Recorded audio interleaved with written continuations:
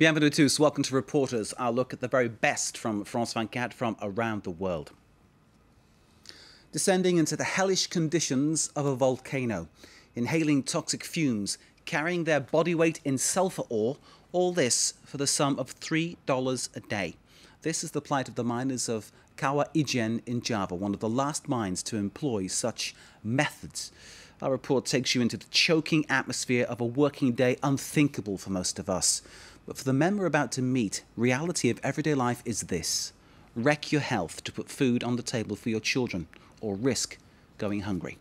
Cyril Pine is our reporter. We'll have more from him after his eyewitness report on the plight of Java's volcano sulfur miners.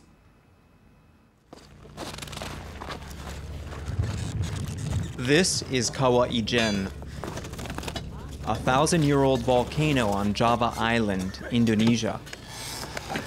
These men are slaving away here in medieval working conditions. They are mining sulfur. These yellow crystals that come from deep below the earth are crucial to Indonesian industry. But the men are paid a pittance for this life-threatening labor. This is where the miners who fuel Indonesia's sulfur business live, in these remote villages in East Java, on the Pacific Ring of Fire. Jumanto is one of those miners. He descends deep into the crater every day, as did his father and his grandfather before him. Everyone here knows that Jumanto is fearless. I work hard, it's true, but you know, all those who dare to face the volcano, they're brave men. They're not afraid. When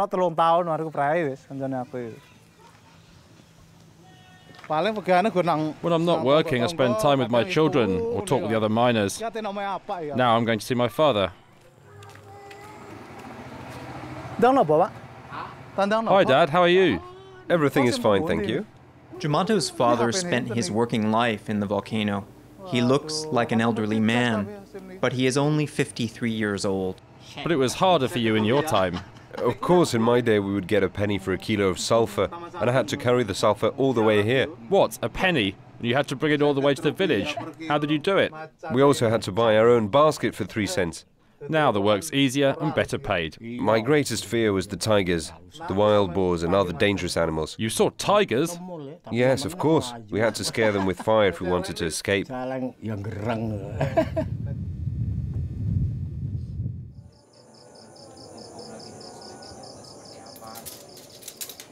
It's good, I have my rice. Have you forgotten anything? Did you prepare the chili? Yes. Good, because rice without chili is awful.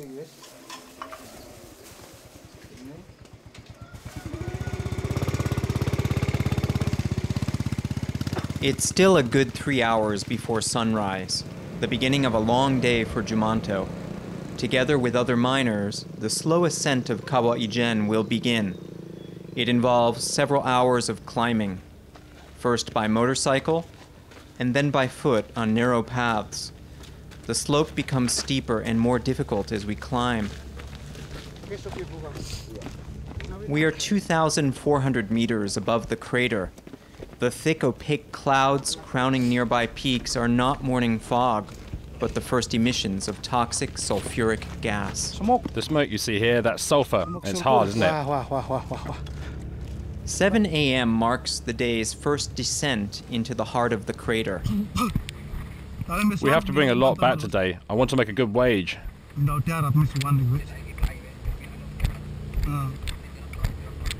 The descent into the hellish conditions below begins. The lake at the bottom has the highest known levels of acidity in the world. When these turquoise waters make contact with molten lava, they emit clouds of sulfuric vapor. It's here where Jumanto and his fellow miners earn their living. It burns the eyes. It's horrible. As the miners dig for sulfuric crystals, the heat is unbearable. The air is barely breathable. A single tiny spark could ignite a lethal explosion.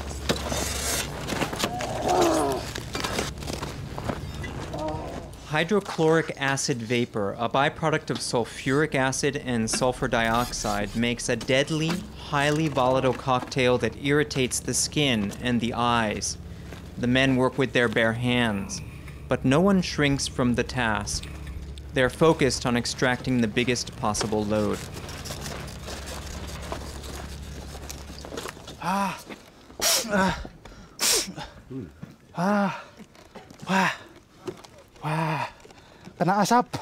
I inhaled so much smoke, I'll be coughing my lungs out all day.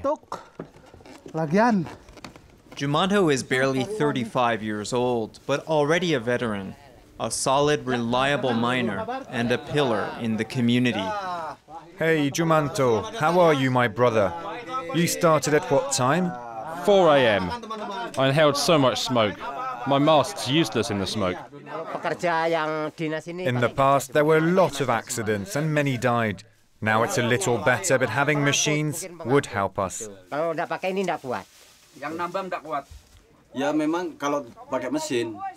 are you talking about machines? What machines? For the mining company, this is out of the question. They don't give us any equipment. Everything we need, we have to buy. They know there'll always be miners, and that we're not afraid to die from the smoke. But we're afraid of one thing, not having enough food. Death by sulfur or starvation, the miners of Kawah Ijen earn more than others in the village, but all know that there is a price to pay. For me, the mine carries only bad memories. In '97, there was a terrible accident. Lethal gas seeped out of the crater and many miners died after breathing it. One of these young men was my brother. The volcano killed him. I'm angry at the volcano and those who exploit our children. They sacrificed my brother, and for what? For $3 a day?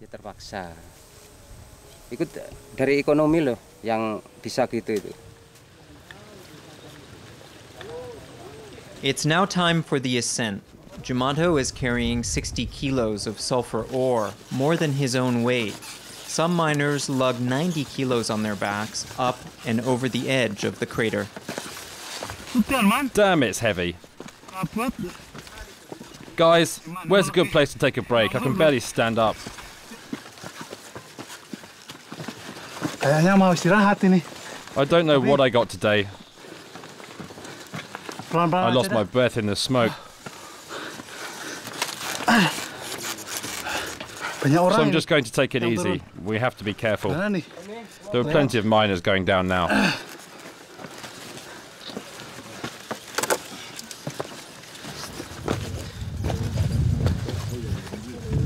It takes an hour to scale the 400 meters back to the top.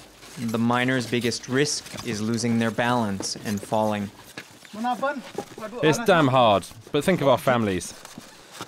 All of this effort just to make 30,000 rupees. Can you imagine? Life's unfair. It's the same route in reverse. Miners hurry to cash in on their sulfur loads at the bottom, at the foot of the volcano, 2,000 meters below.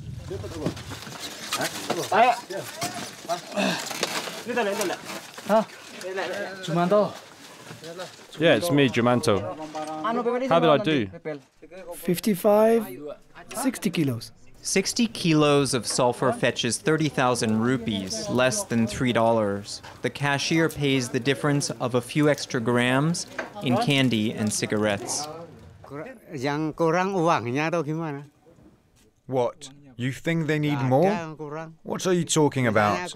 More money? They have exactly what we said we would pay them per kilo. You know, we are making business, but we're also reducing unemployment.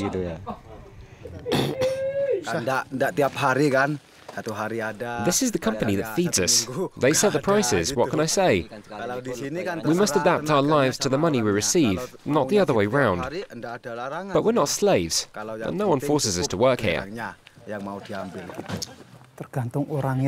We go down to the volcano, we get money. It's all very clear and simple. The miners don't complain or lament their fate, but at the foot of the volcano, they always pay a visit to Mrs. Yu's canteen. I am the only woman in the mine. This is our adoptive mother. Yes, these are my children. She takes care of us. When miners are sad, I see it. I try to cheer them up. It's when they're tired, when they don't have enough money, all the little problems of life. But what purpose does the sulfur extracted from these mines and carried on the backs of the miners of Kawah Ijen serve? Jumato takes us to one of the many sulfur plants that spread across the valley.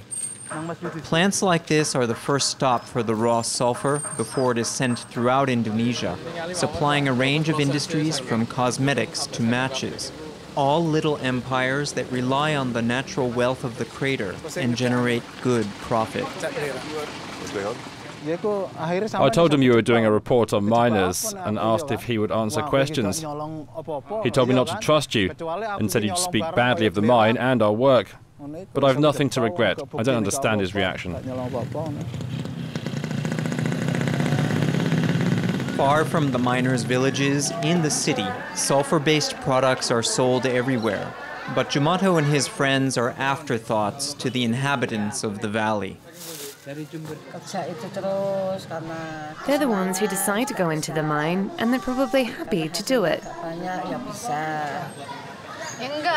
No, Mum, you know it's not a choice, but they get what they deserve. They're illiterate, so they're only good for that job. Their job is only to bring the sulfur to its earliest stage in the production chain, so to each his place.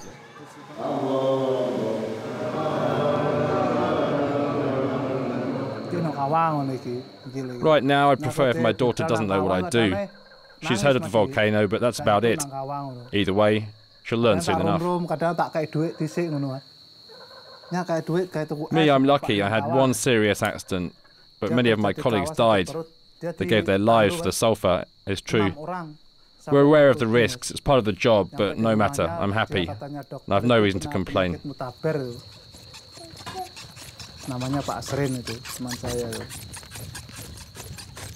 The mine at Kawah Ijen is one of the last on the planet to use this method of manual extraction. The life expectancy of the miners rarely exceeds 60 years. Well, Cyril Payan joins us now by satellite from Bangkok. Cyril, to me, and I'm just a person, just a viewer watching your report, it looks like terrible exploitation. Do the miners see it that way?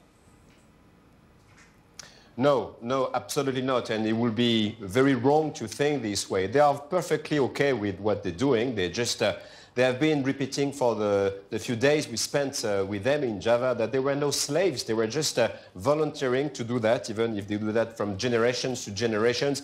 And their fathers did die at 50 or 55 or 60 years old. And they will themselves won't go after this very young age of 60 because all these miners have a very short life. But they are not slaves. It's what they want to say to us. They volunteer to go inside the crater to take the sulfur. And they're making, as you said, $3 or $4 a day. But it's much more than the average people living in Java. So mostly we found some quite happy working men, happy miners, even if they are really having an hardship, a daily hardship going up and down 3 times a day at this level in this condition of work. You mentioned the hardship. That is a word we could write large on this story, I think. It's a terrible thing they have to go through. And the miner that was the kind of star of your report didn't want his daughter to be aware of what he did. Why was that? Well, because everybody knows that these people are brave, they are unique in the area, in this rural and quite poor area of Java in central Indonesia. And everybody also knows that they are maybe heroes, but they're going to not to last that long. They are the one who are affronting, combating the very difficult the condition of life, and they have also more money. But let's say that this gentleman who didn't want a daughter to know that he will not live very long in order to have a more beautiful house than the others, and maybe have a better education than the others, because if she will know, maybe she will maybe bear him from doing that. So they are really dedicate their life, the entire community, to their job, and they know there is a price to pay. That came through in your report, people working hard for the benefits of their family, and that's to be respected. But the words of the shopkeeper's daughter in your report, she didn't seem to care that these miners are working in such bad conditions. She said they're illiterate, that's all they deserve, which is a terrible attitude to take. Is nobody there, because the industry certainly isn't looking out for these people, is nobody in Indonesia looking out for the health and the welfare and the life of these people? No, there is not, because they don't want any union, any people taking care of them. For instance, they just practically ignore that they are at the start of a long pyramid of huge money made on their strength, on their personal physical strength, by taking this sulfur, because this industry, this fuel industry in Indonesia generates a lot of money, but they ignore it. They don't want to do it. For their job is to just climb and go down from the crater to make a bit more money than the average doing that. And well, whatever people think about them, they are, I mean, we could see in the report, it's quite strong statement from these people who are just living in the same community, that they are illiterate, they are stupid people, but I mean, they're just happy for that. With that, they have nothing to hide, they are clear and simple, and again, they look happy. Indeed, though people being used by an industry from which they are making a profit. Cyril Payen, well done on your report. Well done on braving those conditions yourself. Thank you very much for joining us. Thank you for watching too. You can watch this report again on France24.com and stay with us here for more news coming up.